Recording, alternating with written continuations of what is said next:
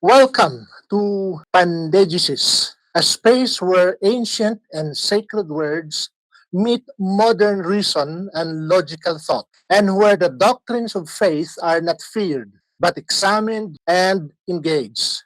Here, we go beyond tradition, beyond dogma, and beyond inherited beliefs. We explore sacred texts through the disciplined lens of exegesis while embracing a broader philosophical perspective, one that sees truth not as confined to a single book, but expressed through nature, reason, human experience, and what we might call divine energy. In Pandegesis, we ask the questions many are hesitant to raise. What if Scripture is not the final answer, but just the starting point?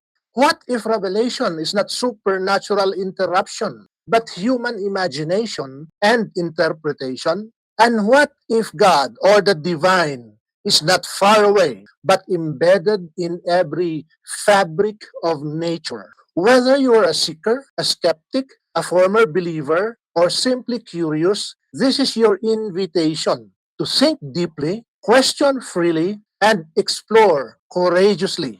This is Pandegesis, where truth is not dictated but discovered. Welcome to our second episode of Revelation, the last days foretold.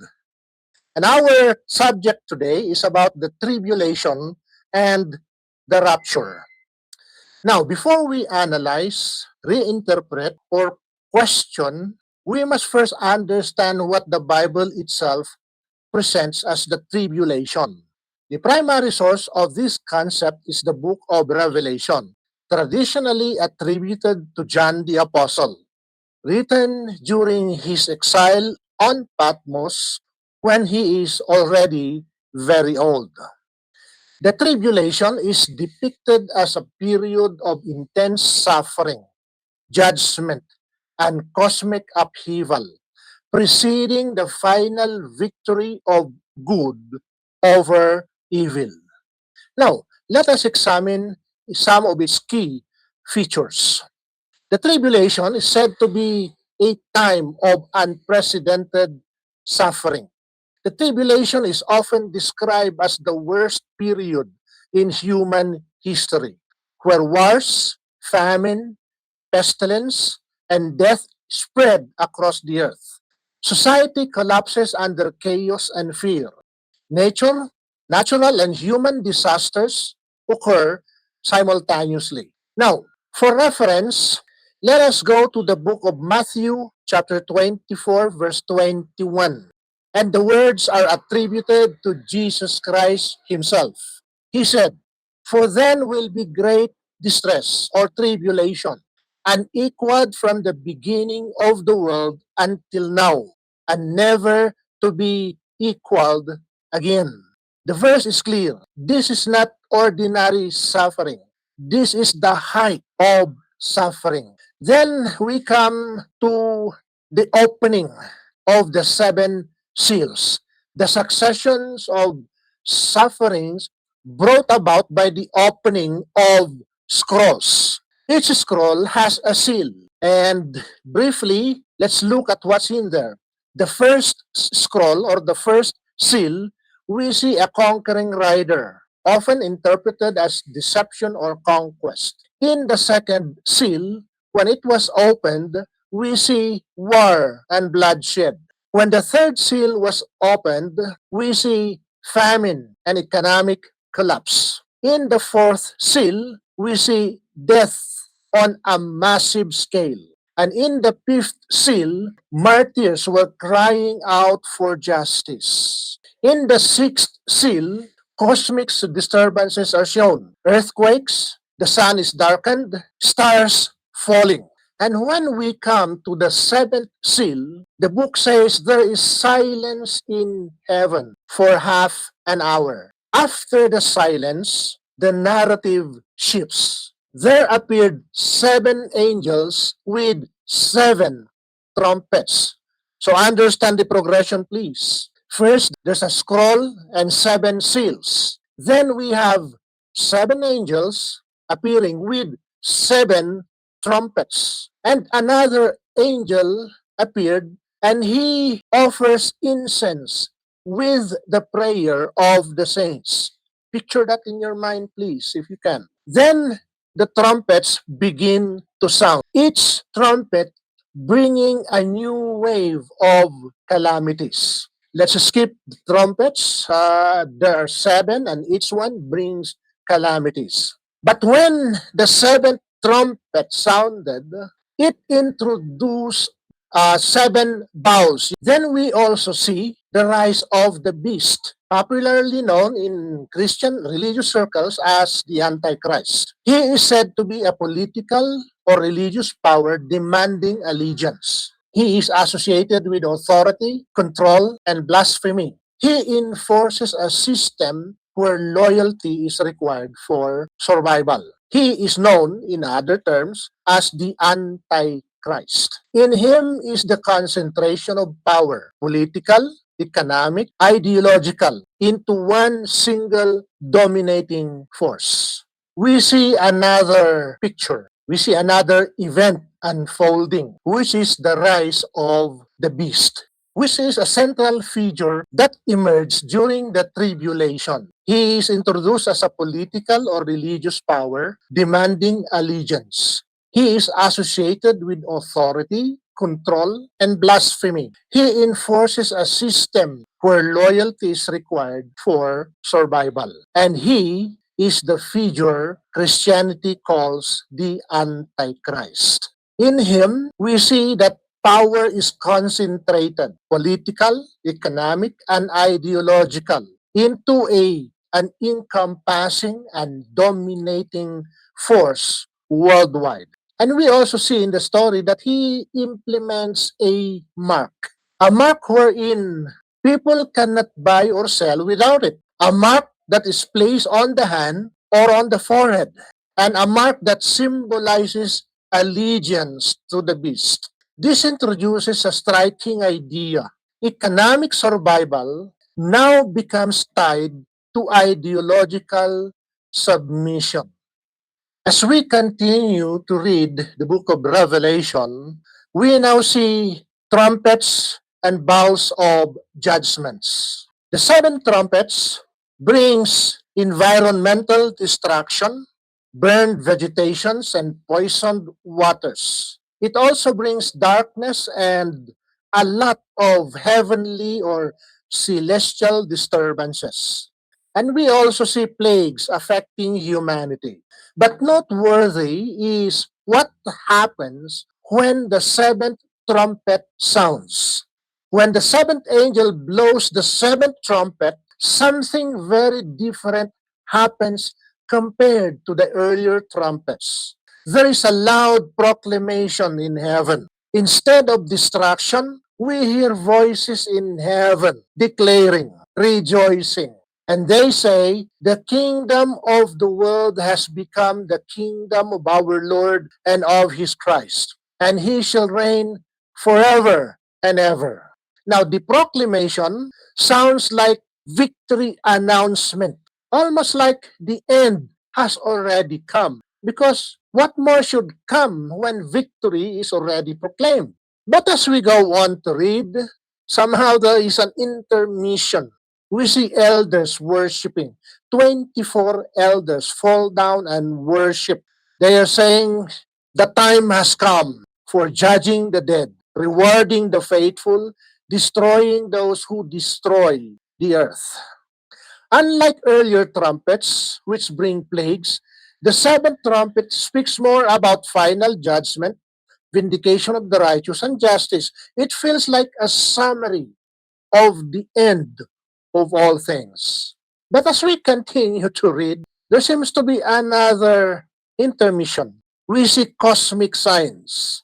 We get dramatic imagery again. Lightning, thunder, earthquake, hailstorms. Classic apocalyptic symbols of divine intervention. Then again, another image. The temple in heaven opened, and with it is the Ark of the Covenant. This suggests revelation of divine presence or full disclosure. Nothing is hidden anymore. But this is where it gets interesting. Much like when you listen to an old man's tale or old widow's tale. That's what they say in English. In Tagalog, in Filipino, we call kwentong barbero. We are given the picture of the end of things. Victory has already been pronounced. But then, the scenery, the imagery keeps going for several more chapters. And then we will get into the seven bowls of wrath. Have you observed the sequence? First, there's the scroll with seven seals. On the seventh seal, there was silence in heaven. It seems like they're posing for a finale. But then, the seven trumpets were introduced. And after the trumpet sounded, on the seventh trumpet, there is a proclamation of victory. It's as if the story has ended already. But no, again, as we read on in the book of Revelation, the story recycles in a way. It is introduced by seven bowls, but the story is almost the same, being told from another angle. Anyway, let's look at the seven bowls. They announce, or they proclaim, or they bring out painful source. We also see the seas and rivers turning into blood. The world also experienced scorching heat, seven times the heat of the sun. And then we see darkness and torment. And then a final global upheaval. This judgment intensify as they progress. Look at the pattern. The world, the inhabitants, the environment, and everything has already been destroyed to a lot of degree with the first series of seven, the scrolls, the seals. And then with the second cycle of seven, the trumpets, again, destruction and death, destruction. And then we come to the bowls, and we see that the judgment intensify as they progress. Maybe at this point you can ask, how many of Earth's population have been killed already? And how much of Earth's vegetation, the seas and the rivers remain clean for consumption? But somehow the story does not end there. It recycles. Then, after this, there is another final declaration. A loud voice from the temple says, "It is done." Again, this sounds like a conclusion, the end of a process. We see cosmic upheaval once again, thunder and lightning, the greatest earthquake ever described. A shaking so severe that cities collapse. The earth is violently disrupted. So, continuing our discussion, we now go to another announcement. The great city, Babylon, is fallen. It is announced that it is split into three parts, wherein the great city is also remembered and judged, giving us a picture of the collapse of a corrupt world system, political, economic, and or religious. And then it doesn't end there. As we go on, we still see islands disappear, mountains vanish. These are not small things that happen. Islands disappear, mountains vanish. This is cosmic level destruction. Creation itself seems to unravel. Beyond that, as we continue to read, we see now hailstones, possibly 30 to 50 kilograms each, fall from the sky. And instead of repentance, people curse God. Just imagine the scenery for a while. After all the destruction of the 7 cycles of seals and trumpets and bowls, people will still find occasion to curse God. Hailstones, 30 to 50 kilograms each, were falling from the sky, and people are still cursing God. If we have to recycle the story, again, seven, seven seals, 7 trumpets, 7 bowls. And if you notice, it seems as if the scenery is just coming back over and over again. It's just each cycle is giving us the same picture from a different angle, which tells us really that even in his old age, if he is really the one telling, John is a master storyteller. Is it still prophecy, or is it just the musings of an old man? We see the storytelling is layered. The story is told from one angle to start with. Then the second cycle from another angle.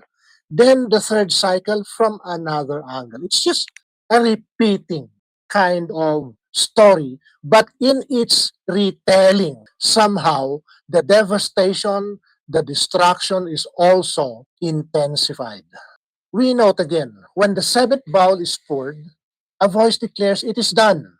The world undergoes total collapse. Babylon falls. Nature itself is shaken apart. But yet, humanity still resists.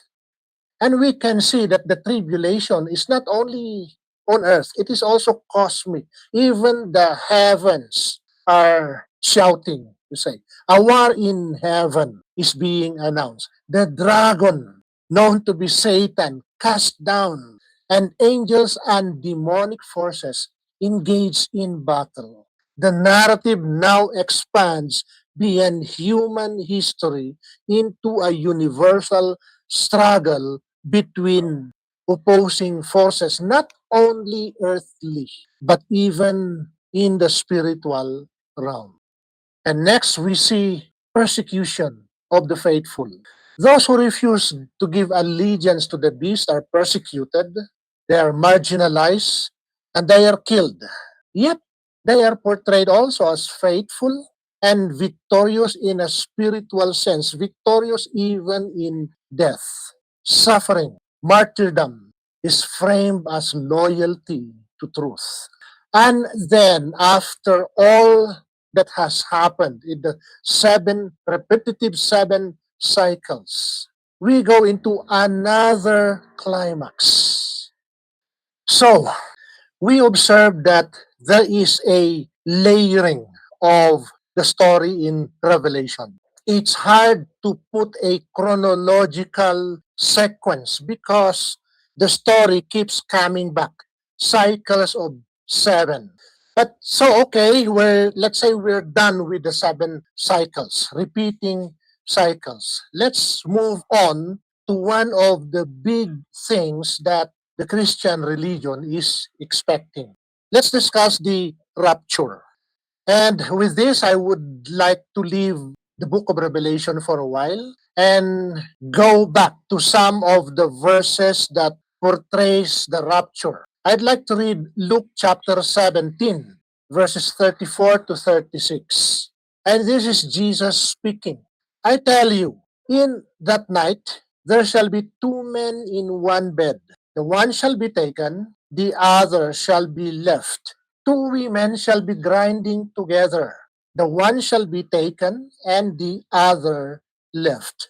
2 men shall be in the field. One shall be taken, and the other left.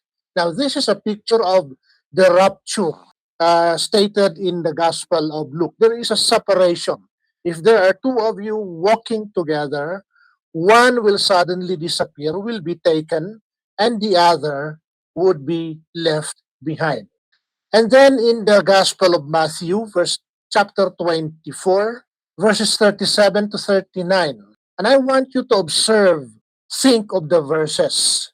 Now, as the days of Noah were, So shall also the coming of the Son of Man, and knew not until the flood came and took them all away.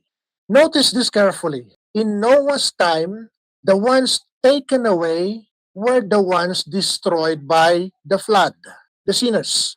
The ones who remained, Noah and the family, stayed. I mean, the ones who remained was Noah and his family, the ones protected by God. Now, if you have noticed the sequence, this has a subtle, gives us a subtle but powerful insight. In the popular teaching, those who were taken are the ones who were saved or raptured. The ones who were left were judged. But in the immediate context we've just read, those who were taken were swept away in judgment like the flood. Those who were left, those who remain, Noah and the family. There is a reversal of sequence, if you have noticed that already. And that creates a tension in theological discussion, a reversal of expectation. Now, let's add a few more verses with that. Let's go to First Thessalonians chapter 4, verses 16 to 17. Here we read, "For the Lord himself will come down from heaven with a loud command, with the voice of the archangel, with the trumpet call of God, and," observe this, "the dead in Christ will rise first." Those who are Christians, those who are holy, those who are saved, will rise first. After that, we who are alive and are left will be caught up together with them in the clouds to meet the Lord in the air. And so will we with the Lord forever. So there are those who are alive and remain, but they will be caught up. First, the dead who were in Christ. Second, those who are alive will also be caught up in the rapture. And again, they will be taken first. Now we move on forward. Let's look at the parable of the wheat and the tares. The account is in the Gospel of Matthew, chapter 13, verses 24 to 30. Bring everything you can remember from the story. There's a farmer who grows seeds, wheat, but then we are told that an enemy sows seeds of weeds among it. Both grew together, and the servant asked if they should remove the weeds. Immediately the master said, "No, let both grow together until the harvest." And here again, please observe the sequence. First, gather the weeds and bind them into bundles to burn them. Which ones will be gathered first? The weeds, representing the bad things. Is it not in the earlier verses we have read that first those who are in Christ will be taken? But here, the weeds will be taken first. And the good ones, the wheat, will be gathered in the barn later. The sequence is reversed. Observe that properly. Weeds were gathered first, the wheat gathered after. A reversal in Thessalonians. Those who are in Christ will be gathered. Those who are alive and remain will be caught up with them first. Why is there a reversal of sequence?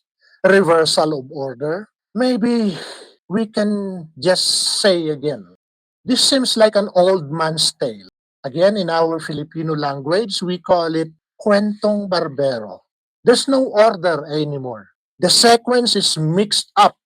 The story is blurred with a lot of things that were added and maybe even deducted. So the picture changes for every retelling of the story. Is that how prophecy should be stated, should be told? If prophecy is from God, are we saying that God is making mistakes, changing his story every now and then? Or we have to come to a conclusion. This is a hard thing to swallow for fundamentalists. Is the Bible really the Word of God? Or is it just men telling old men's tales. Yan ba'y mga kwento lang ng matatanda? Kwentong barbero? No logical order? The story is mixed up after every retelling? Come up to your senses, please. I'm not saying that the Bible is bad. What I'm trying to say here is that we have to look at it as the work of man, not something that came from above or dictated by God. If it's really from God, then there should be no problems like this, mixing the story up, the order being you cannot follow. Look at the verses and make your conclusion. In one of his clearest parables, Jesus reverses a popular expectation. It is not the righteous who are taken first, but the wicked. The wheat remains, the weeds are removed. A quiet detail, yet one that unsettles the entire system of last days interpretations. Old man's tales nga ba? Kwentong barbero nga ba? And then, after all of this, we think that the story is done already. After the rapture, so many, probably millions were taken. After the 7 cycles, cycled 3 times, destruction, death, everything. Islands move, mountains move, and then rapture, where so many will be taken as we believe. And then the next scene, which will be our next topic, angels were commanded to open, to release the 4 angels in the river, imprisoned, incarcerated in the river Euphrates. And these 4 angels rally what remains of the world to bring them into a place to fight God. Armageddon. And you know how many combatants did they bring? One side only. We're talking of what the 4 angels bound in the river Euphrates were able to bring. 200 million combatants. Friends, after all the destruction that happened with the seals, with the trumpets and the bowls, you would imagine. It even says there that, where is that? 1/3 of the population, 1/3 of the seas, 1/3 of the earth was destroyed. And here they are, able to muster another 200 million for the Battle of Armageddon. Does this makes you think that the story is an old man's tale? Of course, John is old by then, so he's really old.